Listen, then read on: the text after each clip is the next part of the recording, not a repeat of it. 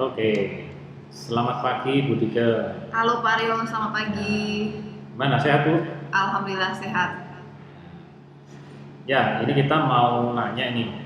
Sebetulnya sejak kita masa COVID-19 dan Hmm, kemudian kita belajar itu kan online.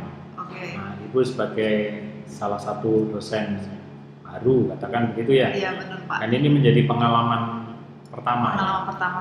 Sebetulnya sebelum era work from home pernah ngajar online juga. Ya paling ngajar online yang seminggu sekali, yang hanya untuk kelas-kelas weekend biasanya itu. Tapi itu kan nggak rutin, hanya seminggu, satu minggu berikutnya itu kan tetap muka. Tapi kalau sekarang itu kan tiap hari Pak.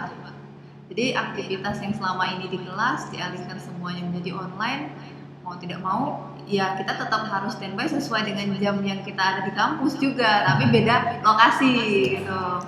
Jadi berarti sudah pernah ada pengalaman ngajar online sebelumnya melalui Elina E-learning gitu. learning itu. Terus kira-kira kesan-kesannya Ibu mengajar di platform Elina seperti apa Bu ya? Oke, pertama kali waktu beralih dari perkuliahan dialihkan secara online dan kita melakukan perkuliahan lewat Elina, dan di kampus kita juga menggunakan e-learningnya Elina ya, nama e-learningnya Elina. Nah itu yang pertama tuh gimana caranya menyiapkan modul-modul bahan ajar ini bisa semaksimal mungkin, dan apa yang ingin kita sampaikan ke mahasiswa itu benar-benar mereka dapat gitu. Kalau selama ini kan walaupun satu minggu ada e-learningnya, tapi kan minggu depan kita tatap muka bisa diperjelaskan lagi, kita bahas ulang lagi. Nah, kalau ini kita belum tahu kapan ketemu tatap mukanya lagi. Jadi gimana mempersiapkan materi-materi itu serinci mungkin dengan contoh-contoh yang mudah dipahami oleh mahasiswa, dan itu juga jadi PR besar juga sih Pak kalau bagi saya. Ya, memang ada perbedaan ya antara kita ngajar konvensional dengan ketika kita pakai pembelajaran model online. Media online. Walaupun selain menggunakan e-learning dengan Elina, kita mungkin bisa video conference juga kan ke mahasiswa. Tapi itu rasanya kurang puas juga, karena kalaupun kita tetap muka di kelas, itu biasanya kita langsung bisa memberikan contoh di depan kelas. Nah, kalaupun ini hanya lewat layar, tapi itu tuh rasanya ekspresi mahasiswanya gimana ya, kira-kira mereka ini ngerti nggak ya gitu. Kalau ditanya udah paham, pasti mereka jawabnya ya ngerti, hanya satu dua orang aja yang pengen nanya. Tapi kalau di kelas kan dari ekspresinya mereka secara langsung kita juga bisa lihat antusiasnya mereka terhadap materi yang kita sampaikan, itu bisa juga kita lihat. Tapi kalau online tidak Beda ya? beda.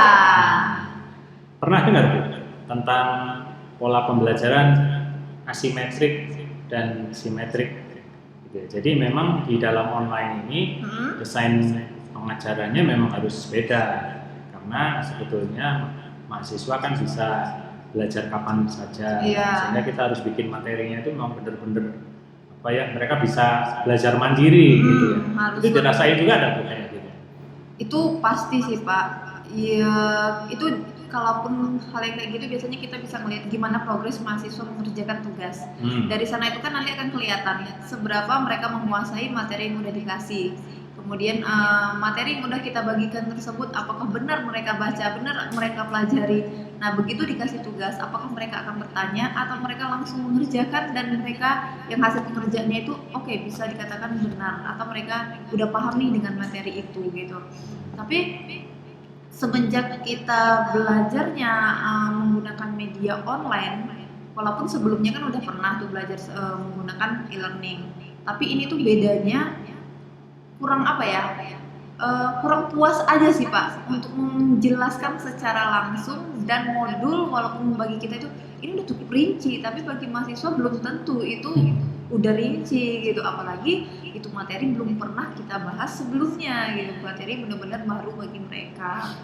Oke Bu, jadi ini kan semester depan, kelihatannya kita masih memakai pola yang sama ya. Iya. Nah, kira-kira kan ini masih ada 1 bulan 2 bulan untuk mempersiapkan diri. Harapan Ibu kalau misalnya sebagai dosen yang nanti akan mengajar dengan platform online, kira-kira apa yang perlu kita lakukan dalam hal pengembangan konten bagi mahasiswa? Eh, menurut saya mungkin sebuah kampus ataupun nggak usah ngomongin kampus ya, mungkin program studi gitu ya, program studi ataupun fakultasnya mengharuskan dosen itu kayak udah punya template. Jadi materi yang harus disampaikan dosen ini harus gini gini gini. Jadi terinci, dan setiap dosen itu modul yang dirancangnya itu sama. Jadi mahasiswa begitu, hanya beda mata kuliah ini diambil oleh dosen A, dosen B. Tapi struktur cara penyusunan modulnya itu kita sama. Jadi mungkin itu salah satu mempermudah mahasiswa nanti. Oh iya, kalau ini khusus pembahasan materi, dan ini nanti ada contohnya, pembahasan contoh, kemudian ada tugas mungkin. Nah kemudian kalau nggak ada tugas, mungkin cara dosen mengulas menyampaikan materi di dalam modul yang udah dirancang tersebut. Modul maksudnya di sini ini ya bahan ajarnya itu loh Pak. Kalau selama ini kan kita mungkin upload PPT hanya segaris besarnya saja, dan itu kita sampaikan secara lisan di depan kelas. Nah kalau sekarang itu kan kita benar-benar harus merincikan judul besar apa, kemudian ada rincian-rincian materinya.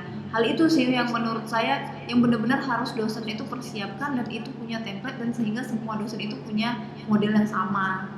Oke, terima kasih Bu. Sekaligus ini ada pesan ini dari mahasiswa. Oke. Ternyata salah satu dosen favorit dalam pembelajaran work from home ini adalah medical. Jadi mudah-mudahan wawancara ini bisa menginspirasi dosen-dosen yang lain. Amin. Oke. Semoga Pak. Terima kasih Bu ya. Sama-sama. Sukses. Terima kasih.